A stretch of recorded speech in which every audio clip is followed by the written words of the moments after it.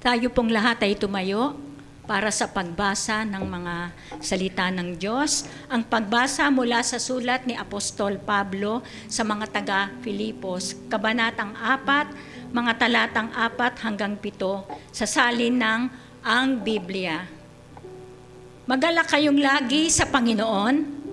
Muli kong sasabihin, magalak kayo. Malaman nawa ng lahat ng mga tao ang inyong kahinahunan. Ang Panginoon ay malapit na. Huwag kayong mabalisa sa anumang bagay, kundi sa lahat ng mga bagay, sa pamamagitan ng panalangin at pagsamo na may pagpapasalamat ay ipaalam ninyo ang inyong mga kahilingan sa Diyos. At ang kapayapaan ng Diyos na hindi maabot ng pag-iisip ang mag-iingat ng inyong mga puso at mga pag-iisip kay Kristo Jesus. Pagpalain po ng Diyos ang pagbasa ng kanyang mga salita. Tayo pong manalangin. Hallelujah. Father in heaven, we thank you, Lord. We come unto you, Lord, with our hearts, Lord, filled with your love, Lord. Ang puso namin, Panginoon, punong-puno ng kagalakan. Ang aming puso, Panginoon, punong-puno ng pagsamba sa inyo. Ang aming mga puso, Panginoon, ay punong-puno ng pasasalamat dahil kami po ay pinagpala nyo. Lord, pinagpala nyo kami ng kaligtasan.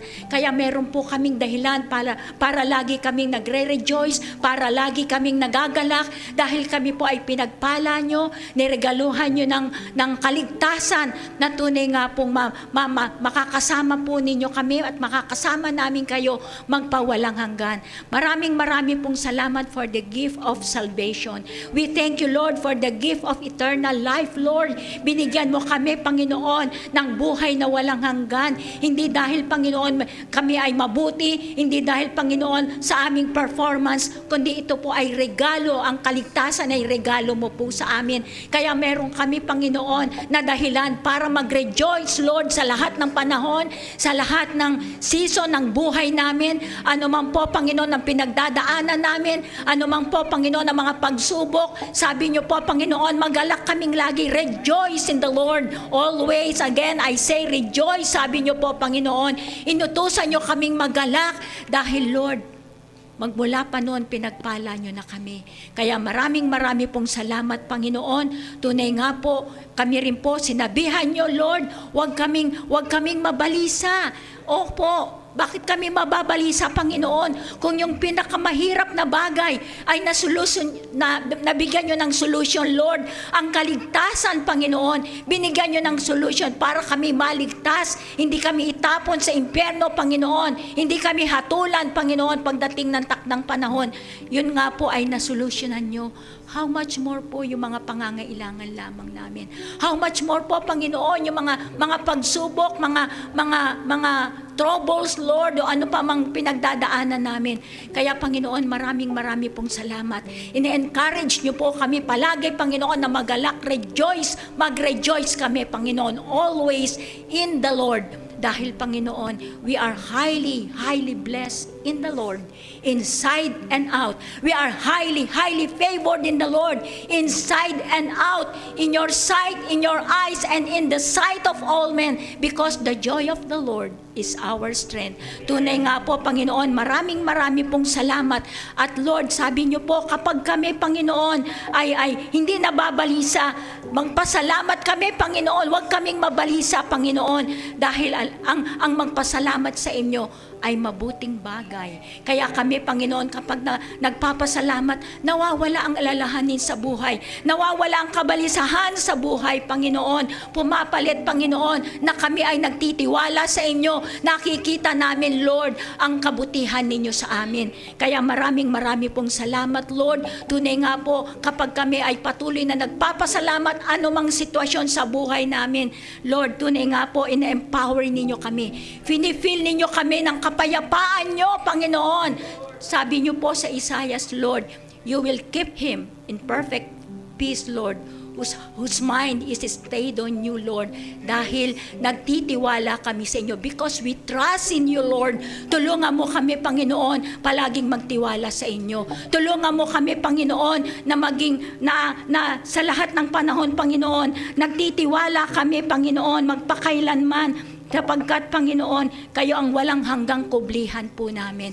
Kaya maraming pong salamat, Panginoon. Tunay nga po sa mga maririnig namin, Lord, na mga salita mo, Panginoon, na dadalhin ng aming pastor. Lord, ma-encourage nawa po kami patuloy, Panginoon. Ma-lift up, Lord, ang aming mga balikat, Panginoon, at patuloy, Panginoon, ang aming faith, Panginoon. Hayaan mo, Panginoon, tumaas, Lord, sa antas, Panginoon, ng pananampalataya, Panginoon, sa inyo lamang at pagtitiwala. Kaya marami pong salamat sa mga salita nyo, Panginoon. Tulungan nyo po kami palaging magtiwala. Tulungan nyo po kami, Panginoon, ang laging laman ng aming isipan, Panginoon, ay yung mga bagay na panlangit, kaibig-ibig, Panginoon. Mga bagay na tunay nga pong ginawa nyo sa amin, Panginoon, ay napakalaking blessing sa aming mga buhay. Maraming pong salamat, Lord, sa mga salita nyo na ito po ay encouragement, nagpapalakas po sa amin. Salamat po, Lord, salamat po sa pagkain ng aming espiritu. Salamat, Lord, pagpalain nyo po ang aming Pastor Andrew na magdadala ng inyong salita, Panginoon. Kayo po mag-empower sa kanya, i-fill nyo po siya, Panginoon. Back upan nyo po siya, Panginoon, ng inyong wisdom, ng inyong knowledge, ng inyong understanding. Salamat po, Panginoon, sa mga puso naming dalisay, Lord, na ang mga salita nyo, Lord, itatago namin upang ito ay mamunga, Panginoon, at may kapamuhay namin. Salamat po, sinasamba namin kayo. Salamat po dahil napakabuti ninyo. Wala kayong plinanong kapahamakan sa amin. Sabi nyo po, you know the plans you have for us, declares the Lord. Plans to prosper us and not to harm us. Plans to give us hope and a future. Napakagandang pangako. Kaya bakit po ba kami mababalisa?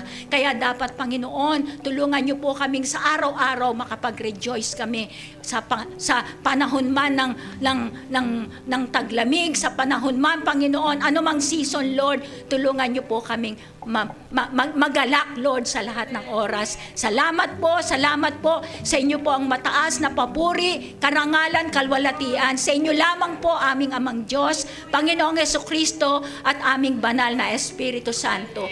Lord, binibless namin kayo. In Jesus' name, amen and amen. Hallelujah. Amen. Hallelujah.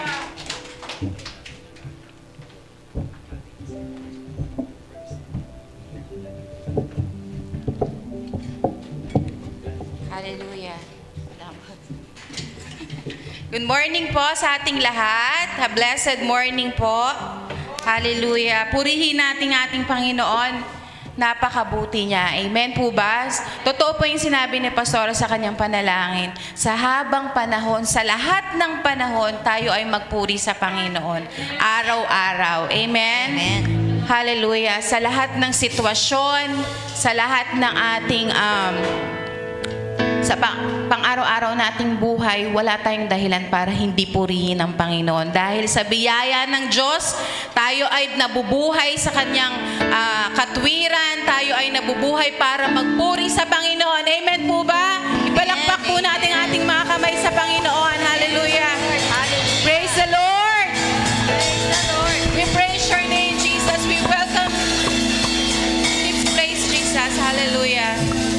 We welcome you, Lord. Hallelujah. Salamat po, Panginoon. Hallelujah.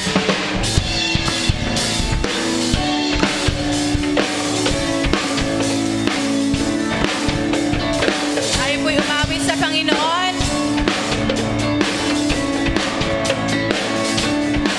Okay, sarap talagang puri sa iyo, Panginoon. Di na kayang pigilin pa ang pagdiriwang na nadarama.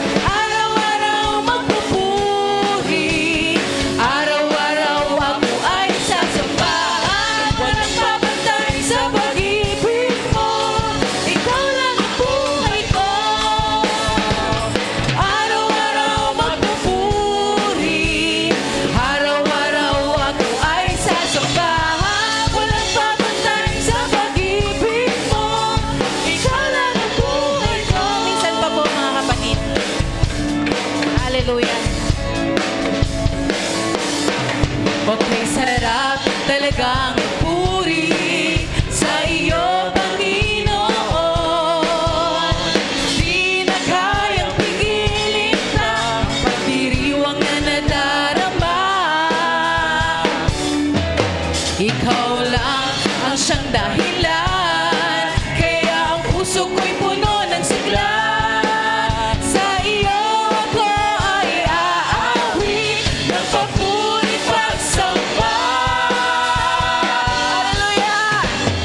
Araw-araw magpupuri, araw-araw ako ay sasambahan. Walang papatay sa pag-ibig mo, ikaw lang ang buhay ko.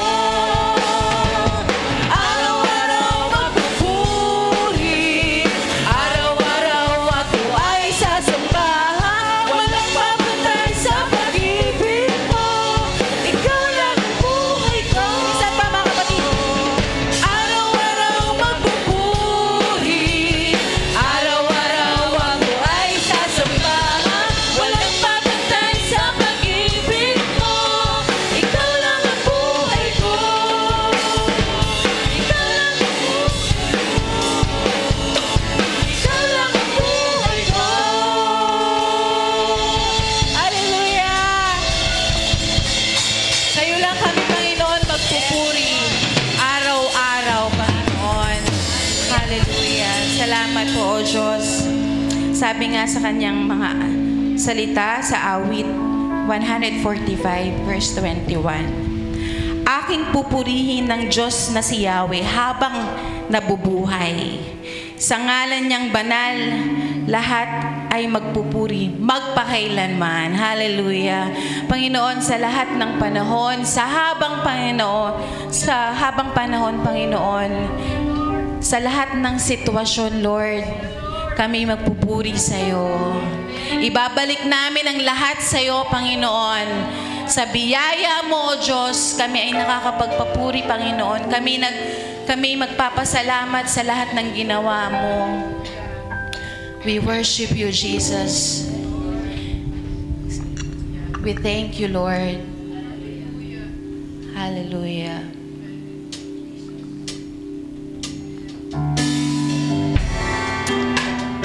Purihin natin ang ating Diyos.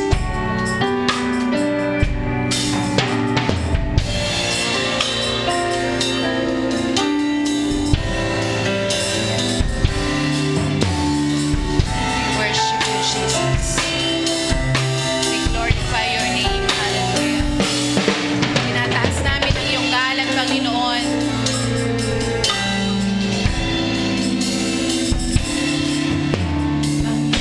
Panginoon, sa'yo ako ay laging sasamba. Papupurihan ka, puso at isipan, buong lakas at buhay, aking iaalay sa'yo, O Diyos. Panginoon, sa'yo ako ay laging sasamba. Papupurihan ka, puso at isipan, buong lakas at buhay, aking iaalay sa'yo, O Diyos. Purihin ka, Panginoong Hesus, ang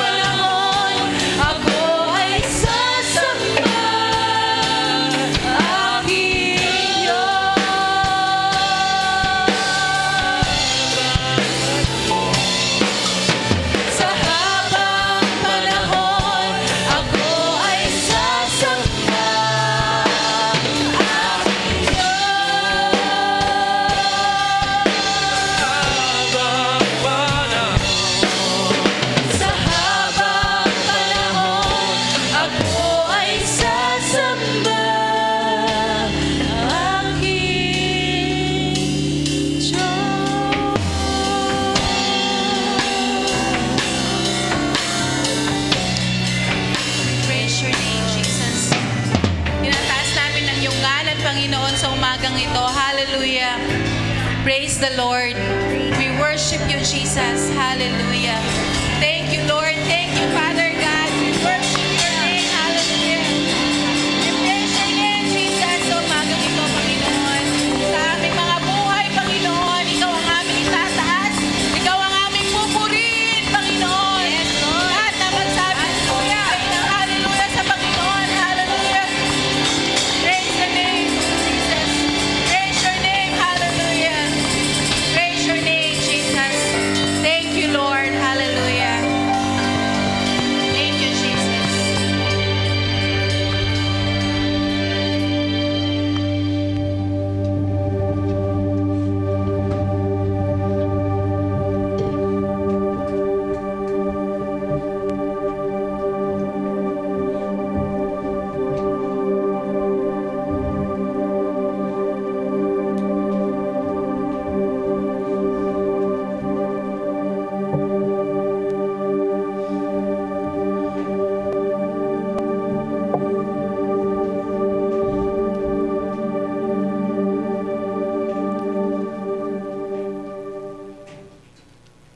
Tayo po'y manalangin. Minsan pa, O Diyos, kataas-taasan, higit sa lahat, makapangyarihan, pinupuri ka po namin, sinasamba ka namin. Sa pamagitan ng iyong bugtong na anak na si Jesus, na aming tagapagligtas, manunubos, nangangalaga sa amin. Salamat po, salamat po. Salamat po sa panibagong sigla, panibagong lakas, panibagong pagsamba na nagbubuhat sa iyo mula sa puso na iyong mga binago. Salamat po sa pagkakataong ito at muli naman po, Panginoon, kami nagtitipon para sa ikararangal ng iyong dakilang pangalan, Panginoong Jesus. Salamat po sa biyaya niyo po palagi, pagpapaalala, pagbibigay ng guide sa amin, pagtutuwid sa amin. Minsan, Panginoon, ang aming inaawit, malayo sa aming mga puso. Patawarin niyo po kami. Kahabagan niyo po kami. Minsan sinasabi namin, sa habang panahon, kami ay sasamba at maglilingkod sa iyo. Pero pag minsan dumarating ang mga pagsubok, parang nalilimutan namin ang aming mga sinasabi.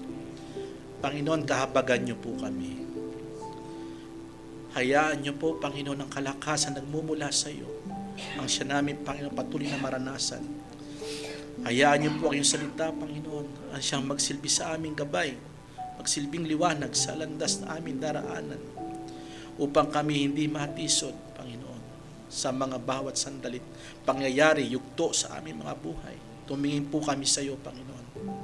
Mahabag po kayo sa iyong iglesia na yung tinubos, Panginoon. Salamat po at hindi po natatapos dito, Panginoon, kundi dinala niyo po kami sa pagkatagumpay.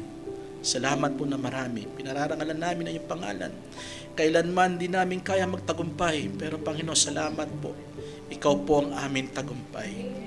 Pinupuri ka po namin. Hindi pa man po namin narinig yung mga salita. Hayaan niyo pong mabago ang aming mga puso ng iyong mga salita. Huwag kami magmatigas, Panginoon. Huwag namin pagmatigasin na aming mga puso. Kundi, Panginoon, maliwanagan kami. At may biyayang dadaloy, Panginoon, ng pangunawa sa aming kaunawaan. Salamat po sa kalakasan. Gaya ng agila, Panginoon, hindi mapapagod, Panginoon. Salamat po, lilipad ng lilipad. Tatakbo ng tatakbo, Panginoon, hindi mapapagod, Panginoon. Sapagat kami naghihintay sa iyong pagbabalik. At salamat po, Panginoon, sa tunay na kapayapaan, tunay na kapahingahan, at tunay na kagalakan na dulot ng iyong mga salita. Salamat po, Panginoon, sa umagang ito. Niluluwalhati ka na po namin, pinapasalamatan, sapagat sa iyo ang araw na ito. Purihin ka, Panginoong Hesus. Amen and amen.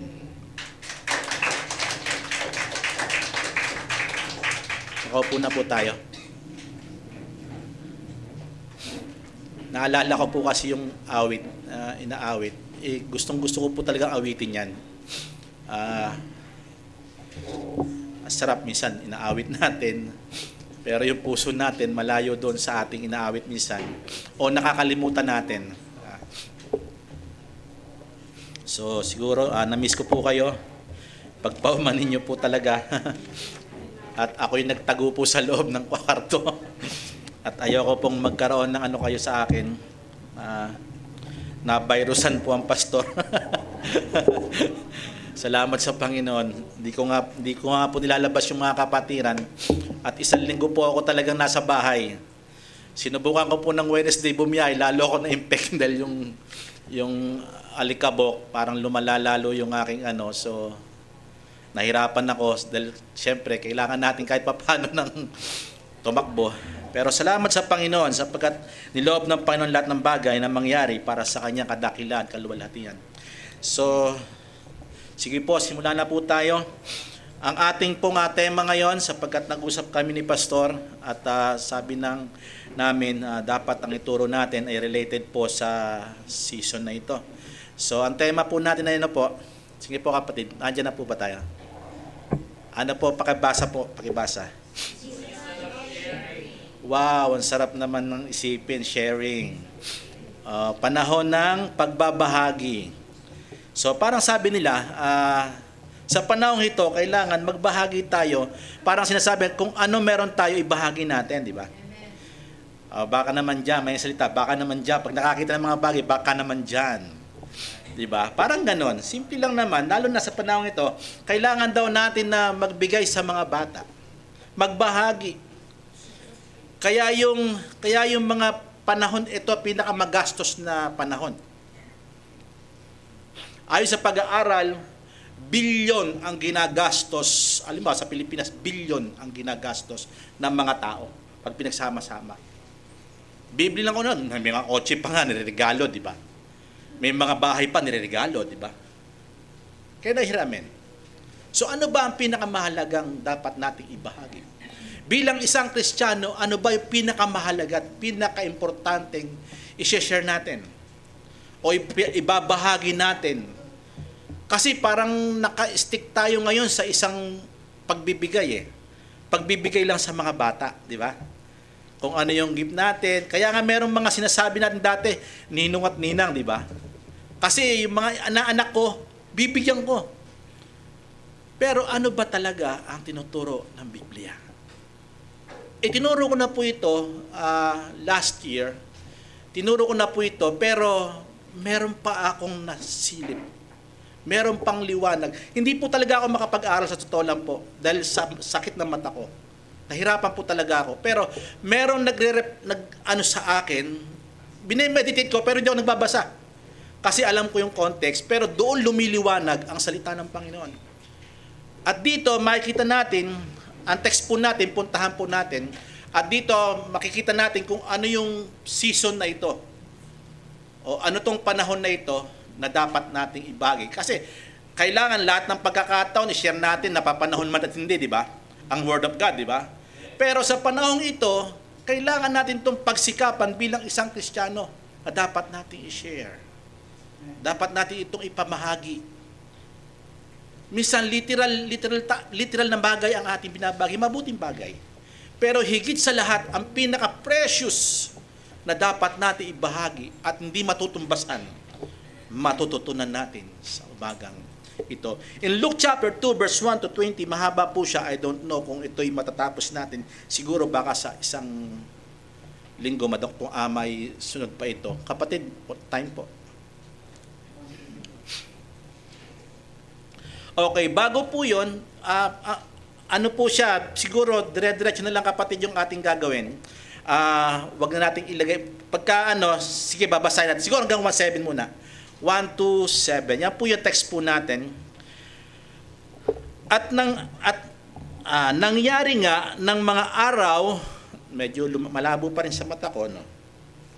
Sa mga araw na iyon, na lumabas ang isang utos mula kay Augustus Caesar na nagpatala ng buong sanlibutan, kailangan may gagawin na pagtatala. Verse 2. Ito ang unang talaang mamamayan na ginawa ng si Quirino ay gobernador sa Syria. So, kailangan sumunod sa gobernador. Sige po, tingnan natin sa verse 3. At nagsiparoon ng lahat upang sila'y mga tala o magpalista. Ang tawag po diyan, census, di ba? census, para malaman yung pagkakakilanlan ng tao. Kung ano po talaga ang pangalan niya at kanino kamag-anak siya, saan siya nakatira. Bawat isa sa kanyang sariling bayan. Verse 4. At si Jose naman ay umahon mula sa Galilea, mula sa bayan ng Nazaret hanggang sa Judea, sa bayan ni David na kung tawagi Bethlehem. Sabi niyo po, Bethlehem. Sapagkat siya ay sa angkan at lahi ni David, propesiya. Kita po natin mga propesiya dito. Pero hindi po tayo mag-stick doon. Gusto ko sa practical application po tayo, kaya babasahin ko lang po ito. 1-7. Verse 5 po. Upang patala siya pati si Maria na mag-asawa sa kanya, na kasalukuyang ano daw po, kagampanan, o ibig sabihin na parang manganganak na siya. Yun na yung araw niya ng panganganak. So kumbaga sa isang salita, kabuanan. 'Di ba? Sa isang salita na kabuanan niya na, pero nagpapatala sila, pero hindi niya alintana na parang yun na yung araw na yon na manganganak siya. Makinig po kayo mabuti. Verse 6.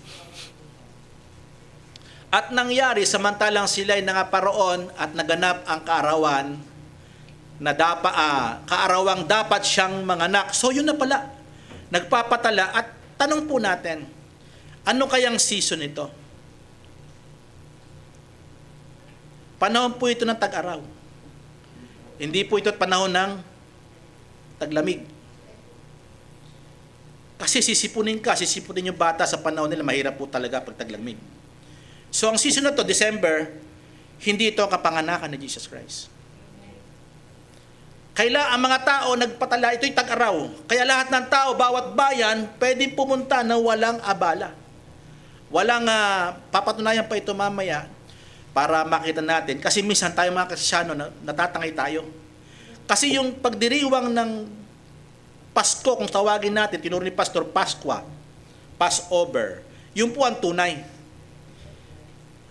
Yun po ito, yung Pasko na sinasabi nila na para sa bata, ito'y turo ng tao. Tingnan po natin, at siya'y manganganak, panahong ito, tag-araw po ito. And I do believe na sa April and May, sa akin sarili. Parang iyon ang aking ano. At dito, kasi lahat ng mga tao, pumupunta, kasi pag taglamig, hindi ka makakarating. Sa layo na pupunta mo, pag gabi, hindi ka po pwedeng lumarga. May pangalawang katibayan pa dito na sa mga pastol. Mamaya, nababasahin natin. Verse 7. At kanya'y pinanganak ang panganay niyang anak na lalaki, at ito'y binalot niya ng mga lampin. At inihiga sa isang sabsaban, kasi wala pong lugar na pwede silang puntahan, kundi doon lamang yung lugar na iyon. Sapagkat wala nang lugar para sa kanila saan? Tutuluyan, iyon ba'y nagkataon? Hindi po. Tingnan niyo po mabuti dito, yung salitang sabsaban. Spiritual ko muna, totoo po na nahiga po siya sa sabsaban ng Panginoon. Inihiga po siya ng kanyang ina. Pero alam niyo po ba ang tunay na sabsaban? Tayo. Nung sinilang ang Panginoon sa ating mga buhay, hindi ba tayo'y mukhang sabsaban? Di ba tayo parang kulungan talaga ng hayop ang buhay natin? Hello? Hello? Hindi ba tayo, ang buhay natin ay wasak? Ang baho, ang pangit? Pero bakit doon itinuloy si Jesus Christ? Para mabago ang sabsaban. Para mabago ka at ako. Ang pagsilang ng Panginoon ay napakahalagang bagay. Bakit ito tinuturo? At si Lucas ay kasama siya ni Apostle Paul na nagturo sa mga Gentiles. And even this verse ay sinabi niya ito doon sa panahon ni Pablo. At alam ni Paul ang kasaysayan. At makinig kayo mabuti sapagkat dito sa pagkakataong ito, ang mensaheng ito na dapat ma-share natin. Hindi tayo nakikibahagi sa mundong ito. Can I hear amen? Sino po yung kawal dito? Taas po ang kamay. Kung kawal ka, hindi ka nakikihalubilo sa takbo ng mundong ito. Amen. Para kalugdan ang nagtala sa atin. Sino? Si Jesus Christ. At ito, sisilipin natin mabuti kung gaano kaganda ito. Pero magbibigay muna ako sa inyo ng verse. Kapatid, sa Isaiah chapter 9, pakidukot na nga po dyan yung Isaiah chapter 6, verse 9. Sapagkat sa atin ay ipinanganak ang isang bata at sa atin ay ibinigay ang isang anak na lalaki. Isinilang nga si Jesus Christ sa panahon niya na nagpapatala si Maria at saka si Joseph para siya ay makilala kung anong angkan sila galing sapagkat sila lahi ni David. At sabi niya po rito, ito na nga po, at ang pamamahala ay maatang sa kanyang balikat. Nakalimutan na ba ito ng mga Hudyo? Bakit di nila natandaan itong talatang ito na merong lalaki isisilang?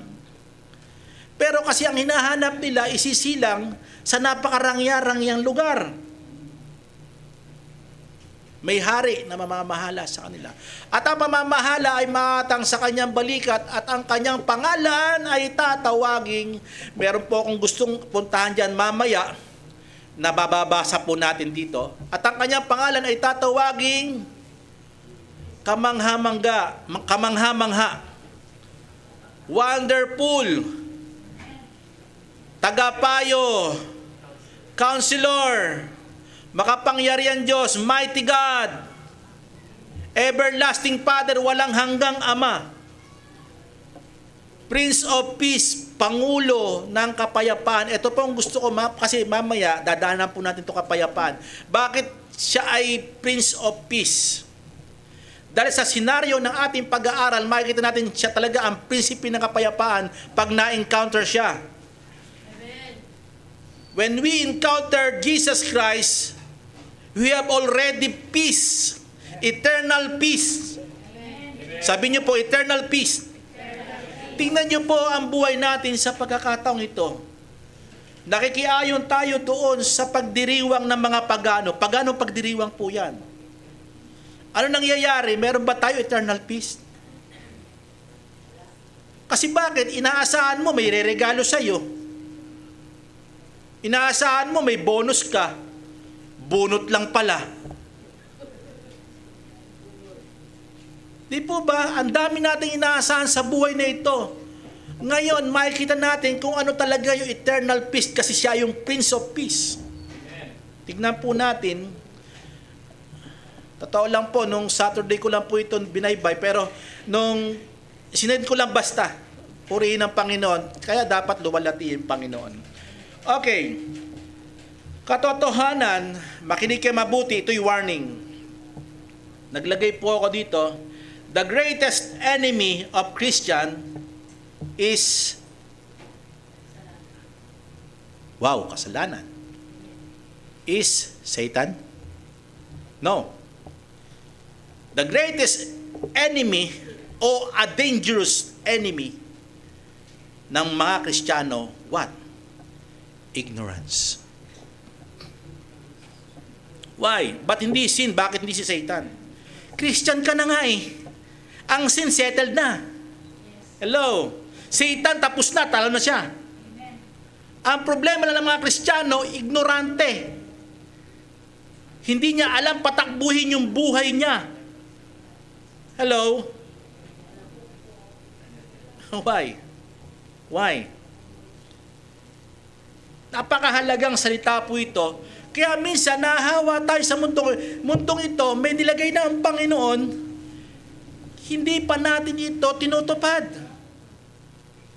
May aral siya, hindi natin inaalam ang katotohanan. Ignorance. Sabi niyo po, ignorance. The greatest enemy of Christian is ignorance, not sin and Satan. Kaya napakadelikado ang tao na walang kaalaman. Halimbawa, yung isang makina, halimbawa, motor, kasi tricycle driver po ako eh. Kung hindi ko nabasa yung manual, ano mangyayari? O yung electric pan mo, 20, ano lang pala yan, 220 yan, sinaksakan mo ng 110 lang pala yan, sinaksakan mo ng 220. Hindi mo binasa manual eh. Bakit? Ignorante ka. Alam niyo ba ang salita ng Panginoon, ito po ang nagbibigay ng tunay na detalye paano gumana ang pagkatao natin? Hello? Can I hear amen? Ang manual ng ating buhay ay ang salita ng Panginoon. Pero pag mali ka ng gamit, makinig kayo mabuti, it will become distraction. Hello? Marami lumalaban sa kanyang sariling pananampalataya, pero mali pala yung pinagtitiwalaan niya po, pwedeng mangyari yon. Bakit maraming sinasabi nila, ako'y Kristiyano, pero ako'y pumapatay? Kasi kalabang ko yun eh. Mali. Si Jesus Christ pumunta rito, hindi sa laman at dugo sa pagipaglaban. Bakit? Alam niya ang manual. Kasi siya yung salita. Ngayon, ba't hindi tayo pumupunta sa salita? Kaya dito, pinapakita yung pagiging ignorante natin. Halimbawa, natatangay tayo sa mga sinasabi ng mundo. Ignorante tayo kasi bakit? Kaya nadidistract tayo, distraction, na napupunta tayo sa maling pag-application. Kahit may magpayo sa atin, kahit na mga pastori, tingnan natin kung ito'y totoo sa salita ng Panginoon. Kaya nahihiramin. Kaya mga Kristiyano, dapat hindi maging ignorante sa salita ng Panginoon.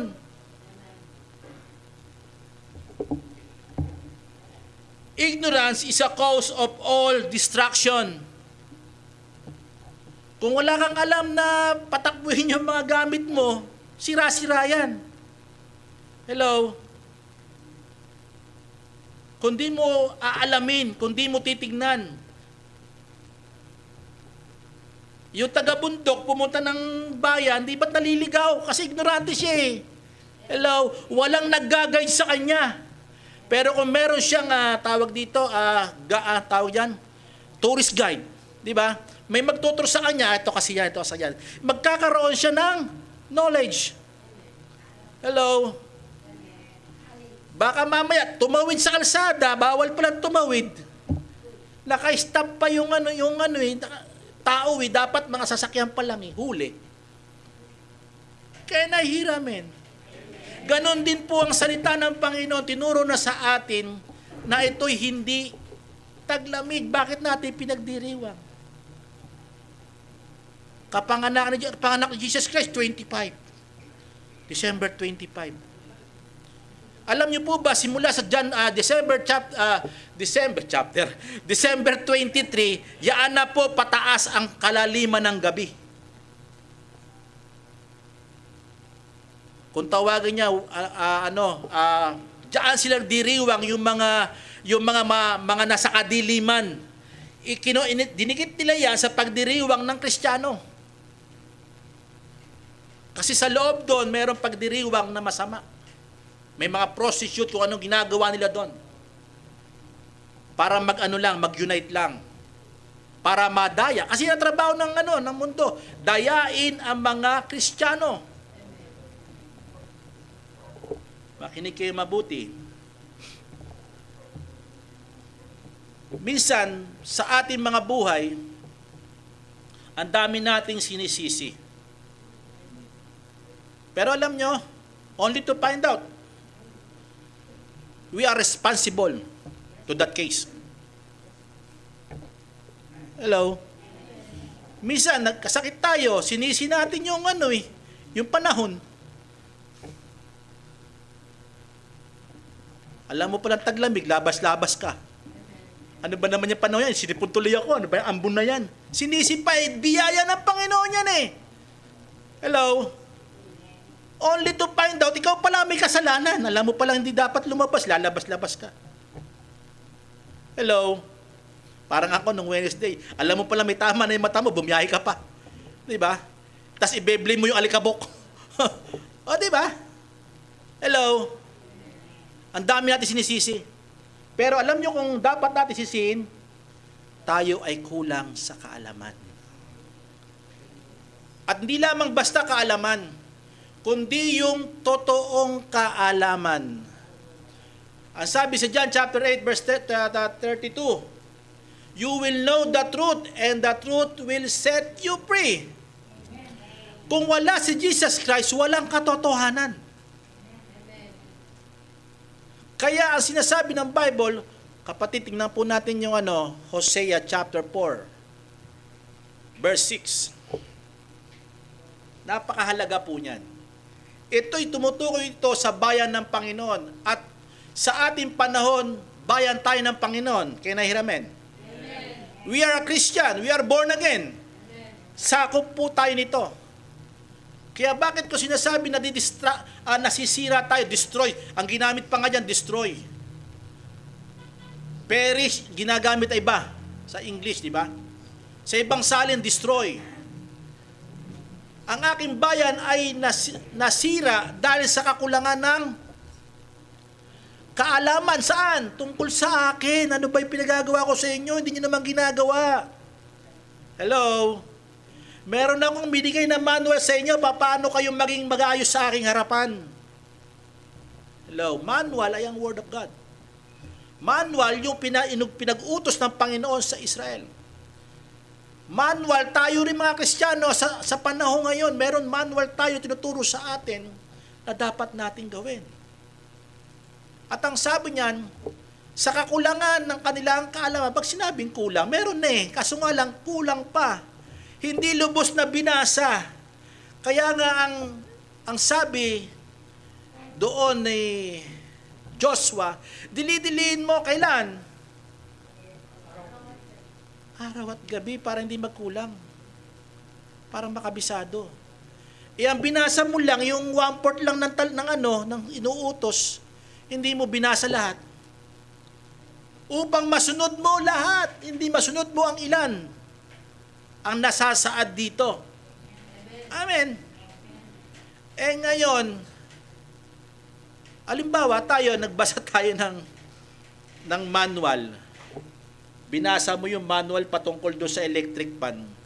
Ito pala ay, ang ikot nito may 1, may 2, may signal number 3.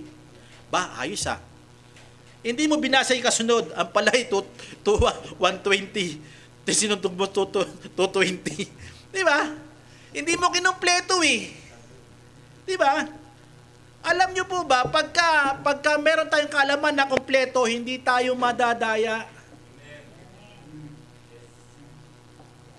Pag kulang ang ating kaalaman, madadaya tayo.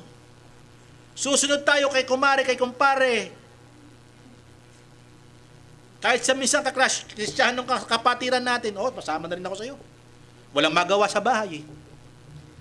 Mamamas ko na rin kami ni pastor. Kaya nahihiramen, mali Di ba? My people are destroyed in the lack of knowledge. At ang kasunod, sapagkat ikaw ay nagtakwil ng kaalaman, tingnan mo, binabaliwala ang salita ng Panginoon. Same, sa panahon natin, binabaliwala natin ang aral. Alam natin, ang tagal na natin pinag-aaralan, ang pagdiriwang ito'y pagdiriwang ng mga pagano. Pero bakit tayo, ano ba regalo mo sa akin kapatid Pasko ngayon? May narinig pa ba tayo nun? Siguro wala naman Ano ba? Itong panahon na to, ano ang pwede nating ibahagi? Kaya yung team natin, makinig kayo mabuti, ang team natin, season of sharing.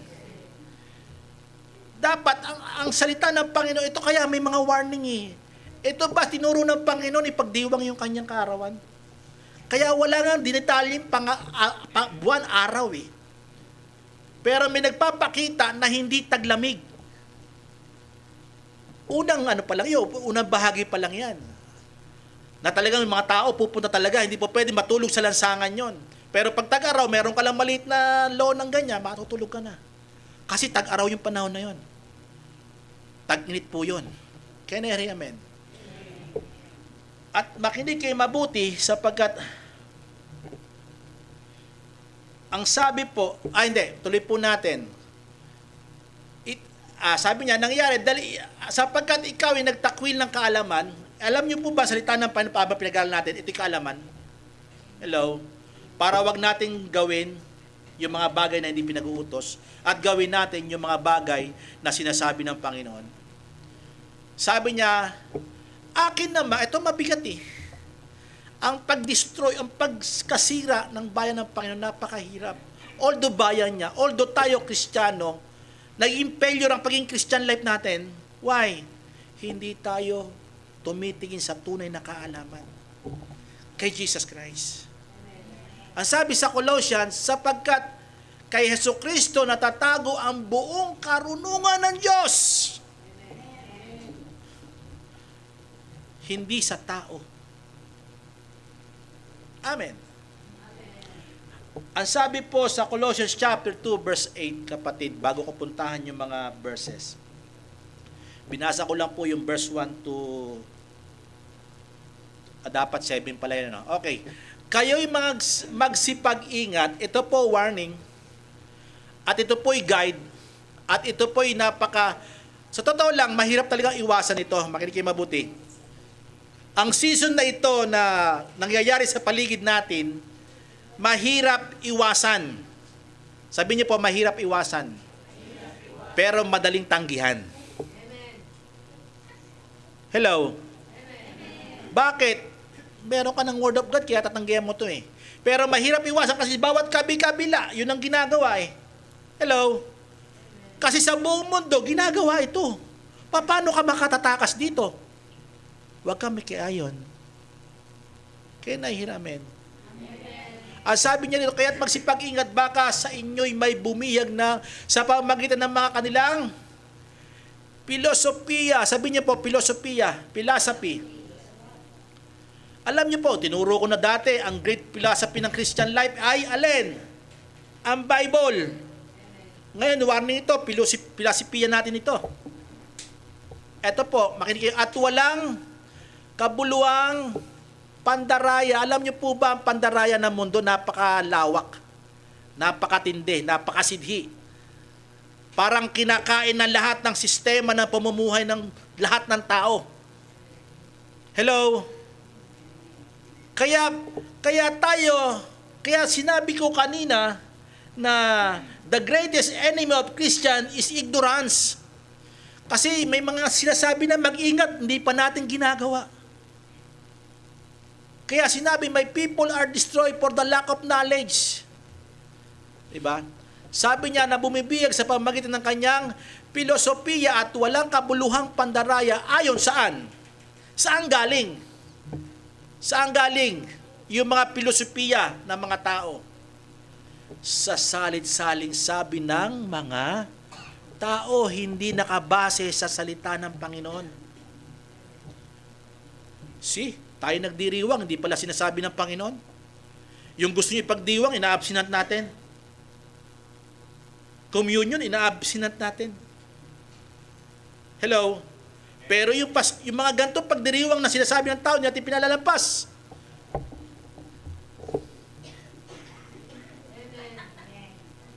Tayo pa yung nauuna doon, kada doon, naman tayo doon kapatid.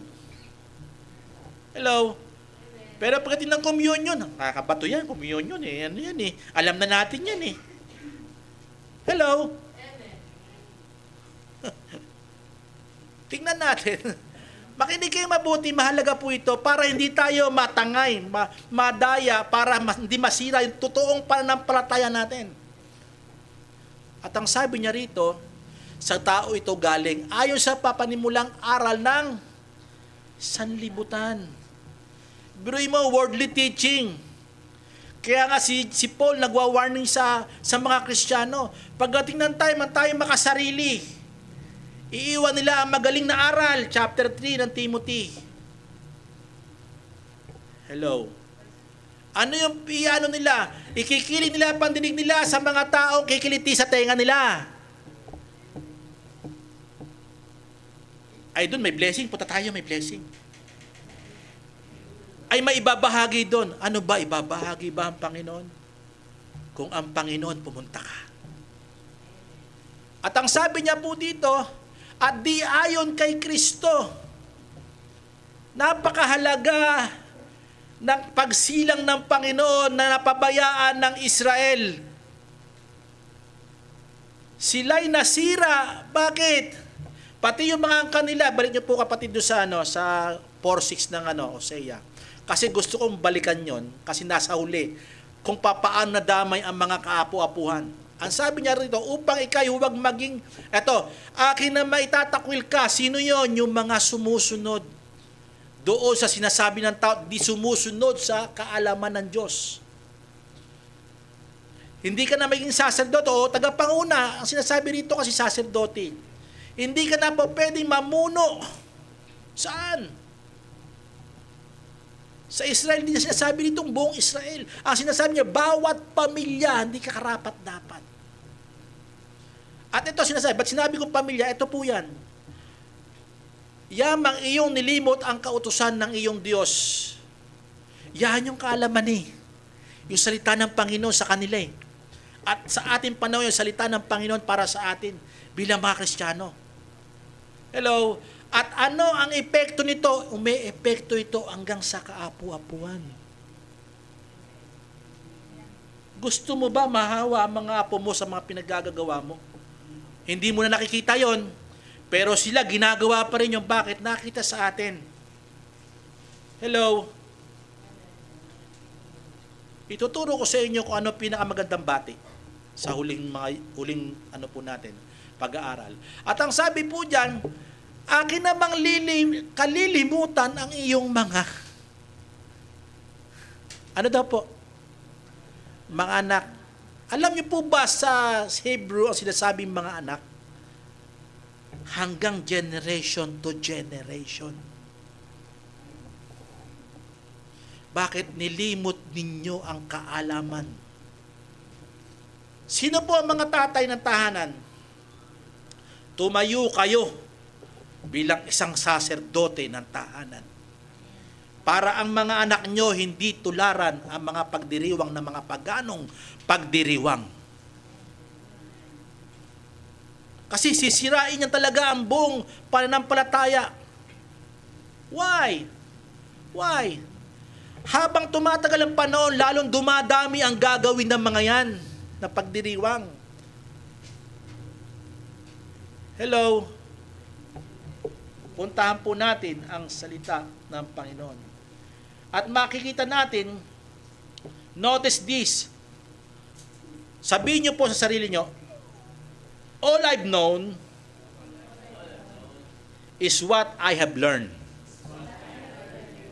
Kung ano ang aking kaalaman ay dahil sa aking natutunan.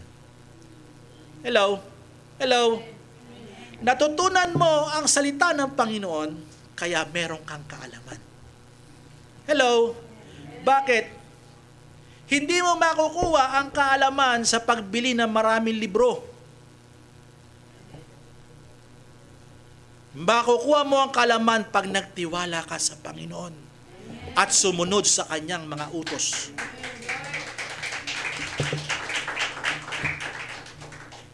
Kasi ba ang sinasabi ng salita ng Panginoon, ang pagkatakot sa Panginoon ay simula ng pag nagkaroon ka ng relasyon sa Diyos, ang relasyon sa Diyos ay sa pamamagitan ng pagtupad mo sa salita niya. Ang sumusunod sa aking salita, sila ngay mga anak ko at kapatid, sabi ng Panginoon. Hello? Kaya ang kaalaman ay ang Panginoon. Kung ano sinasabi niya, magkakaroon tayo ng katotohanan ng kaalaman. Hello? Ngayon, ang pinag-aaral natin ngayon, makikita natin ang kaalaman dito. Pero, it's up to you. Kung gusto mo ang mga apo mo ay sumunod sa yapak na mundo o sumunod sa sinasabi ng Panginoon, sinasabi ng kanyang salita.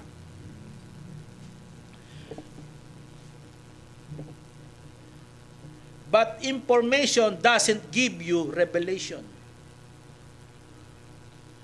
Na-inform ka lang, hindi mo naman inalam talaga katotoo. Totoo ba yun? Sabi pa talaga sa salita ng Panginoon yun.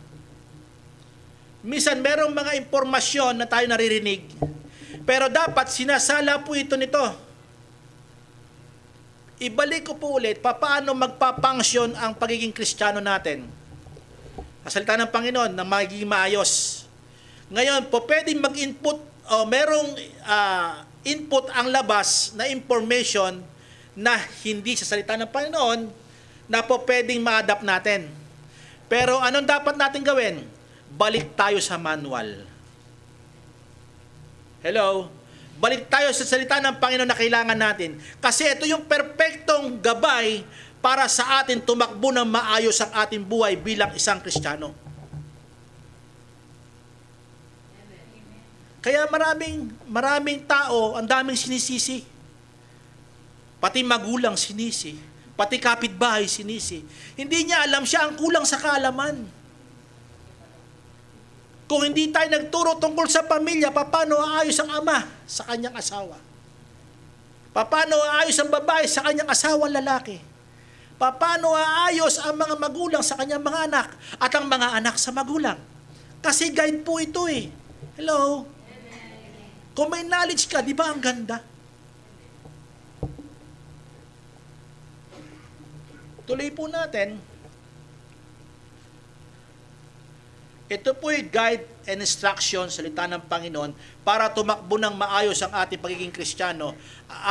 Ang motor, makinig kayo mabuti. Ang motor, hindi ba't pag binasa mo yung manual, makinig kayo mabuti, alam mo na, kinumpleto mo, di ba, alam mo na patakbuhin? Di ba? O, makinig kayo mabuti. Nung sumakay ka na, takbo na, dire-diretso na, di ba? Kahit sasakyan ni Deacon Maure, sino yung mga kotse dito? May sasakyan kayo, tumatakbo ka na. Ang tanong, sino ang nagdadala?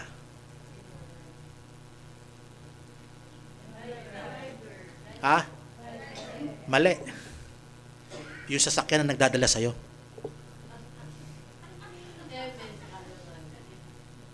Ano nyo, logic nyo po mabuti. Kasi binasa mo yung manual, alam mo na patakbuhin. Pero sino nagdadala sa'yo?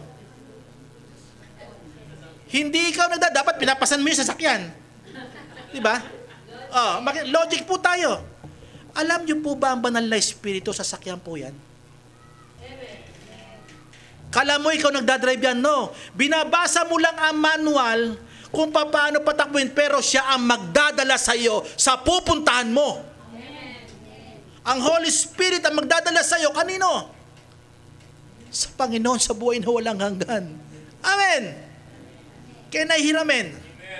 Anong pangyayari dito? Kasi dahil may kaalaman ka na, sino magpapatakbo ng buhay mo? Sino magdadala sa iyo? Yung Holy Spirit. Ang Holy Spirit, kailangan niya na salita ng Panginoon na manual para tumakbo ka. Ang tao, makinig kayo mabuti, tao po tayo. Patay ang espiritu natin, di po ba? Pero nung binuhay na, anong kailangan? Manual. Sino babasa? Tayo. Saan magkoconnect? Sa espiritu. Sino magdadala? Espiritu na sa buhay natin. Naintindihan nyo na po? Naintindihan nyo po? Na-catch up nyo na po ba? Kaya hindi ikaw magdadala sa Holy Spirit, ikaw ang dadali ng Holy Spirit. In example ko lang po yung sakyan. Kailangan na salita ng Panginoon ang Holy Spirit na nasa sa atin para magkaroon tayo ng kaalaman. Hindi natin itakwil ang kaalaman, kundi tanggapin natin ang kaalaman. Amen. Kaya nadadaya tayo kasi bulong na labas. Hindi, sandali. May manual eh. Kapatid, ito may manual eh. Hindi tatakbo ng maayos ang sarili ko. Ngayon, pag pinakinggan mo yung tao, hindi yung manual, ito, ano mangyayari? Nagkakandiwang windang-windang ang buhay ng Kristiyano. Hello? Kasi bakit? Hindi na siya pinapatakbo ng Holy Spirit, kundi siya na nagpapatakbo. Gusto niya patakbuhin yung salita yung Holy Spirit. Hindi po pwede. Hello? Dapat tayo ang dali ng Holy Spirit. Hello? Anong kailangan? Mag-connect ang Word of God sa Kanya. Basahin ng mga mata natin, mauunawaan ang Espiritu natin niya. Bakit? Word of God yan eh. Kaya balik ko ulit, sino nagbubuhat sa atin?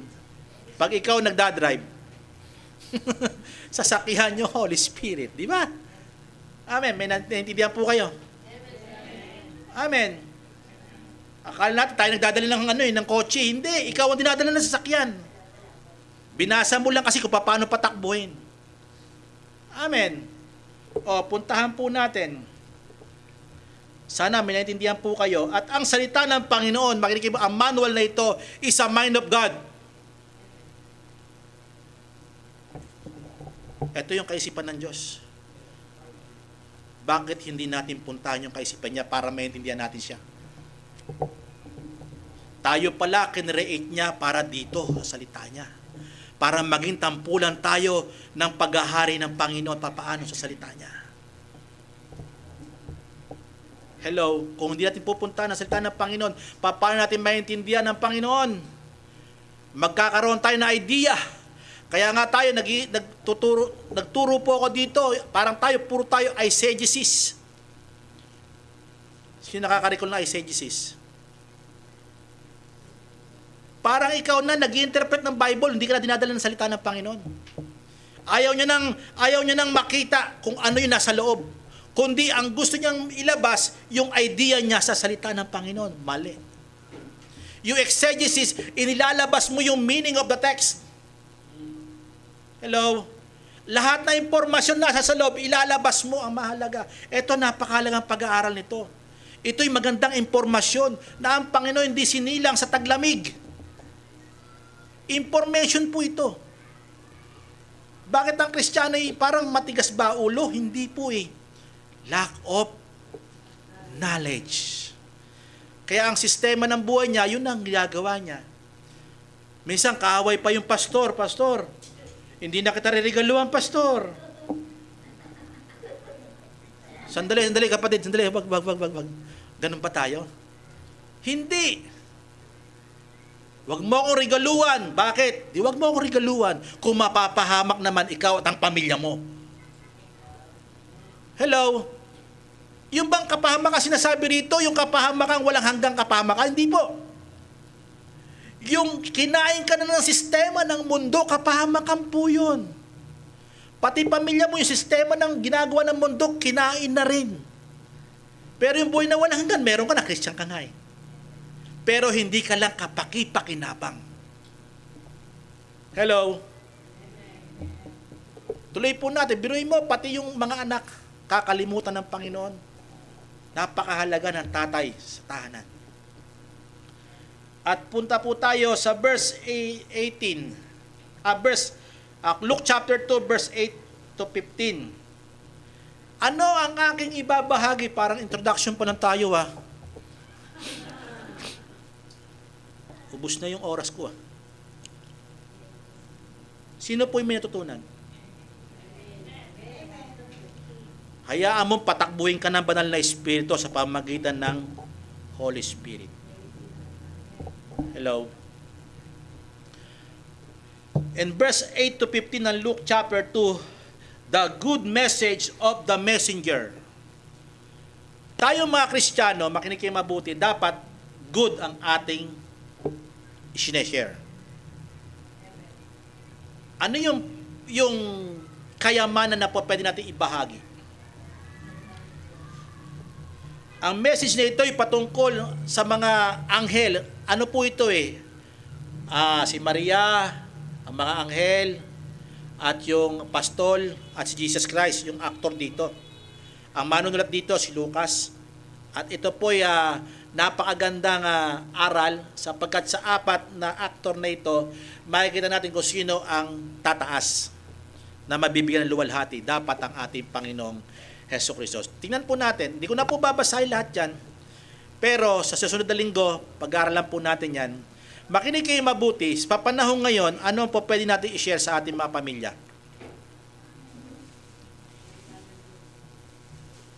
Ang i-share natin, yung tinanggap mo. Yung hindi nagmamaliw na salita ng Panginoon na tinanggap mo. Verse 8, kapatid, tingnan nga po natin yung verse 8. At may mga pastol ng tupa sa lupain din yaon at nangasa parang na pinagpupuyatan sa gabi ang kanilang kawan. Pangalawang katotohanan, nagpupuyat ang mga pastol. Anong panahon po ito? Taglamig? Hindi po talaga. Summer po talaga. O bakit tayo kapatid, kasilang na ni Jesus Christ. araw na ito, magdiwang tayo. Anong ginagawa ng pagdiriwang? Nauwi sa mga material na bagay. Hello? Hello? Yung mga pastol dito, hindi material na bagay ang kanilang ginawa. Iniwanan nga nila yung material na bagay nila eh. Pumunta nga sila doon sa Panginoon eh. Tinignan nila talagang totoo yung balita ng angel eh. Hello? Hello? Tayo, panahon na ito, di ba, may simbang-simbang gabi na, di ba? Di ba? Parang abalang-abala lahat ng tao, naghahanda na sila. Yung iba, yung mga bonus, pinangutang na. Di ba? Binili nila ng mga gusto nila, di ba?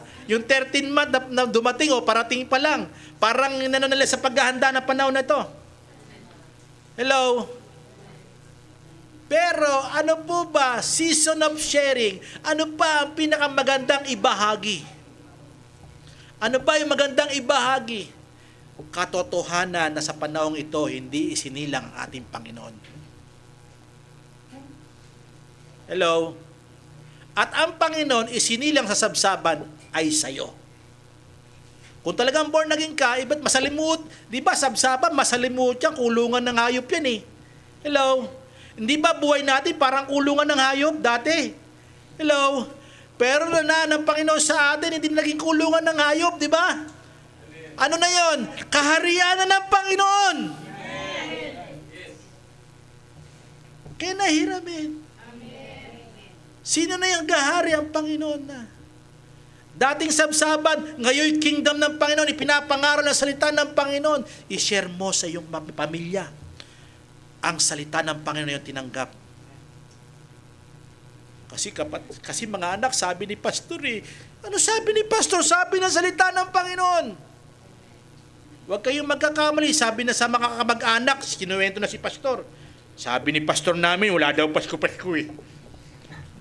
Ganun ba? Ano ba naman yan? Hindi po ako nagsabi. Patunay ang salita ng Panginoon na walang sinasabing kapanganakan niya ng taglamig. Tayo naman, tangay-tangay tayo. Pati ka mag-anak nyo, di na dumalo rito kasi kinuwento mo si Pastor kasi. Ay, pag si Pastor ang tumayo, hindi na ako pupunta dyan. Kasi wala dyang Christmas. Kaya walang gift sa akin si Pastor. Ano? Si Jesus Christ ang the best gift ko. Amen? Bawat isa sa atin. Amen. Amen po ba? Alam niyo po ba ang great na gift ng Panginoon? Yung isinir sa ating salita ng Panginoon. Yung salita ng Panginoon na tinamasa natin, inibig nating lubos. Nagtiwala tayong lubos sa mensahe, sa ebanghelyo patungkol kay Jesus Christ na merong isinilang. Saan? Isinilang sa atin. Mas dapat nga yung pagdiwang natin eh. Ano yung pagdiwang natin? Panginoon, nagpapasalamat ako dahil sumilang ka sa aking buhay. Amen? Kahit di pa na ito, di magbigay ka. Araw-araw, mamigay ka. Bakit 25 lang ang pagbibigay ng material na bagay? Di ba araw-araw nga nagbibigay ka rin? Di po ba? Di po ba? Namamasahe ka, nagbibigay ka din eh. Di ba? Ibig sabihin, binibigay mo the best mo. Sa iyo, ano man ang iyong ginagawa, gawin mo para sa karangalan ng ating Panginoon. Ngayon, pag nauwi na sa mga bagay na hiwalay sa Panginoon, na hindi mo na sila bibigyan ng karangalan, huwag mo nang gawin. Amen. Minsan, nahingi pa tayo ng permission. Lord, pasensya ka na po, gagawin ko po ito. Permission po, Lord. Tataya ako ng loto, baka tumama ko para may pamasko ako sa mga anak ko eh.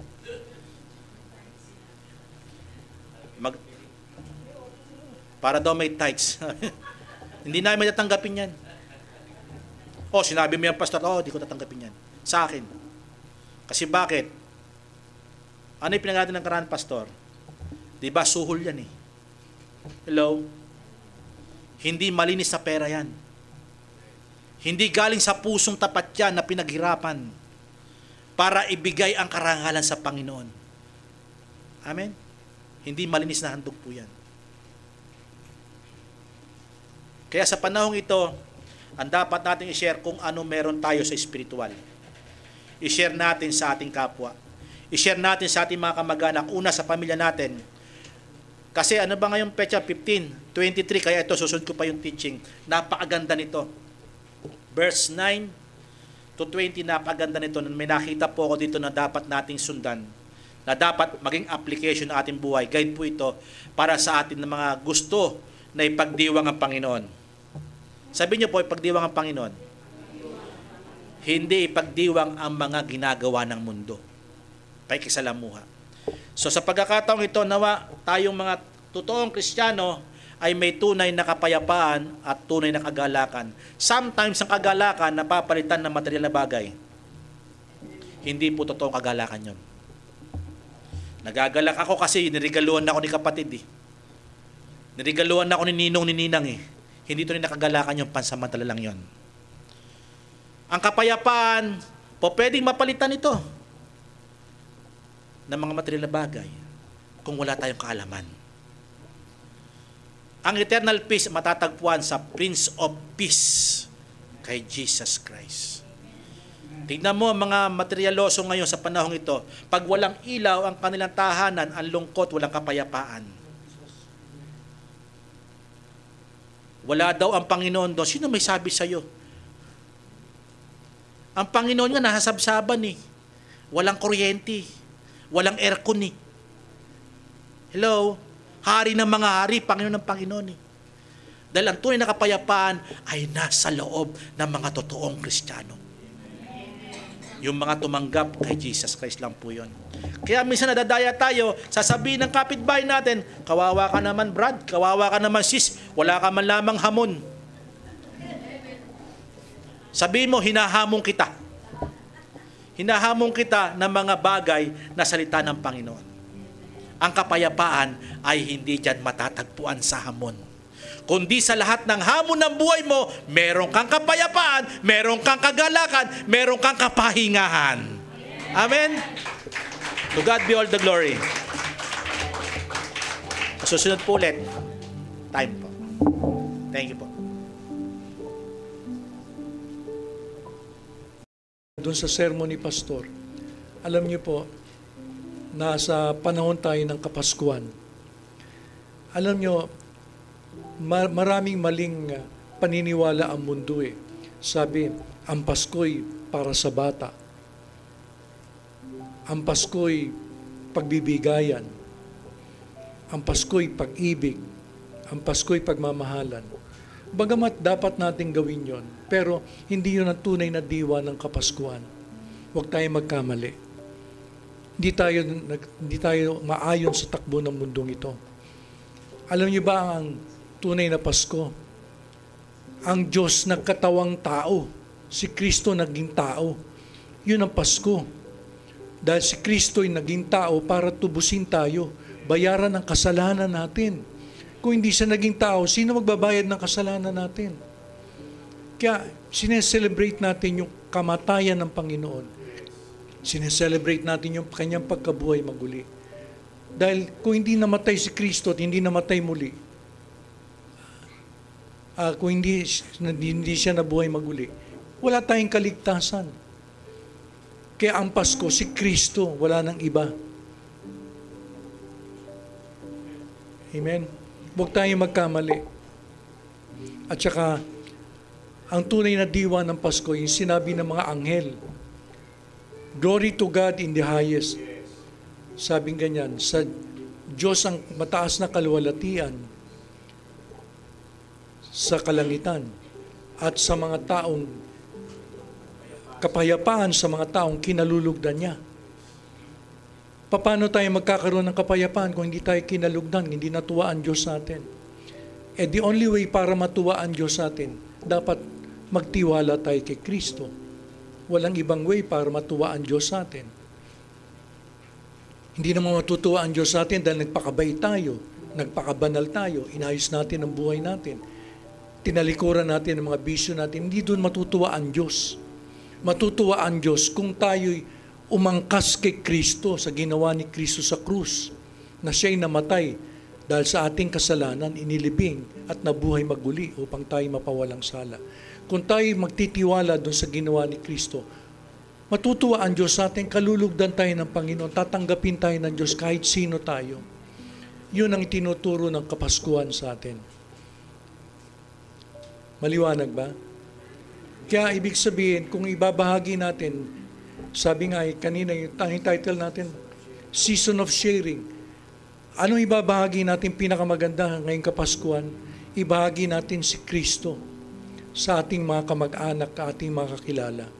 Na kung hindi nila tanggapin ng Panginoon, hindi kalulugdan ng Diyos sa mga tao. Kahit na anong kabutihan man ang gawin natin sa ating sarili. Maliban kay Kristo, walang mabuti sa tao. Apart from Christ, there is no good thing in us. Kaya sineselebrate natin ito dahil ang Diyos naging tao para siya'y mamatay at tubusin tayo sa ating kasalanan. At siya'y mabuhay maguli mula sa kamatayan. Purihin ang Panginoon. Iyon ang Kapaskuhan. Tunay na Pasko. Sabi nga ng Biblia, huwag tayong umayon sa takbo ng mundong ito, kundi magbago na tayo ng ating mag-iisip. Ang Pasko hindi si Santa Claus, hindi Christmas tree, hindi mga dekorasyon sa bahay, hindi mga Noche Buena, hindi yung bonus. Minsan tutuon ng paningin natin, hindi yung mga regalo. Ano magagawa ng mga bagay na ililigtas ba tayo nun? Hindi tayo maililigtas. Kaya huwag tayong umayon sa takbo ng mundong ito. Kundi, kung ang sinasabi nga ni Pastor, umayon tayo dun sa sinasabi ng salita ng Diyos. Para magkaroon tayo ng kapayapaang totoo sa ating buhay.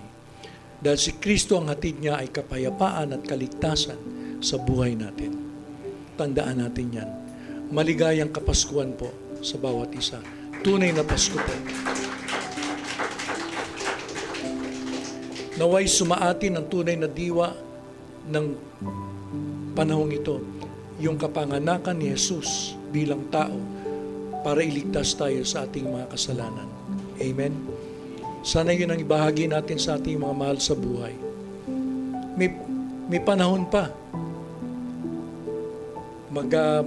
Tayo magtitipon-tipon, lalo na magkakainan tayo tuwing Pasko.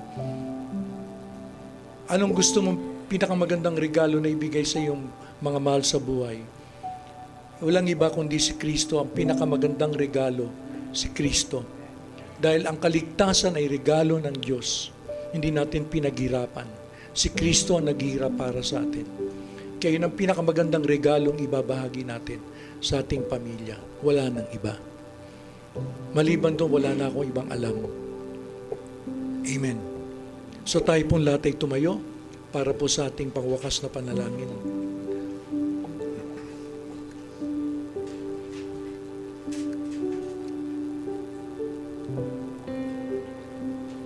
Nagpapasalamat po kami, Amang Diyos na nasa langit, na kami binago mo po, pati ang aming mga kaisipan sa pamagitan ng salita mo po.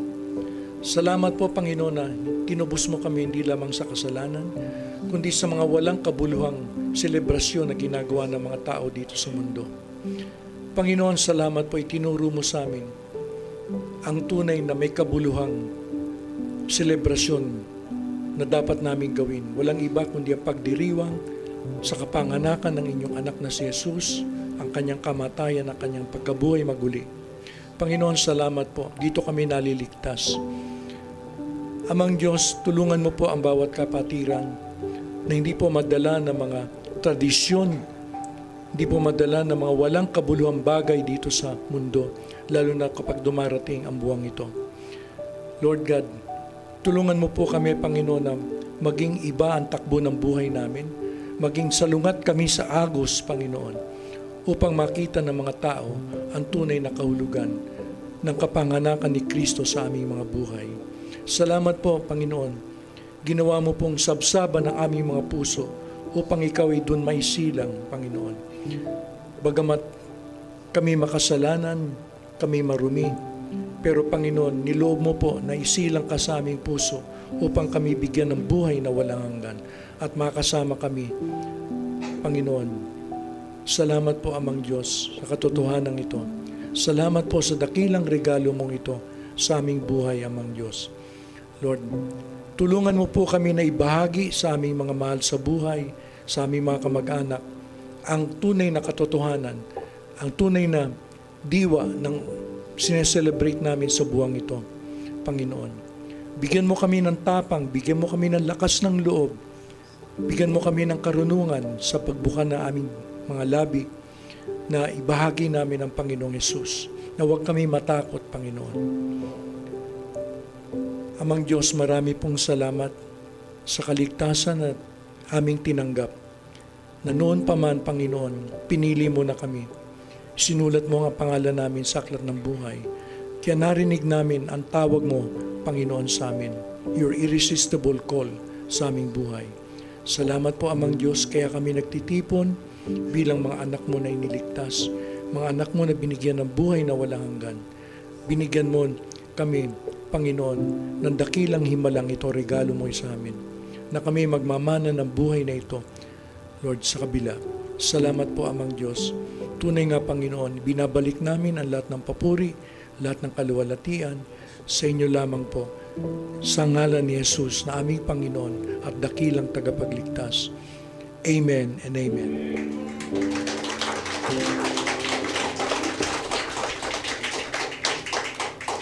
Muli, the Lord bless you and keep you. The Lord make His face shine upon you and be gracious to you. And the Lord lift up His countenance on you and give you peace in the mighty name of our Lord and Savior and Redeemer, Jesus Christ. Amen and amen.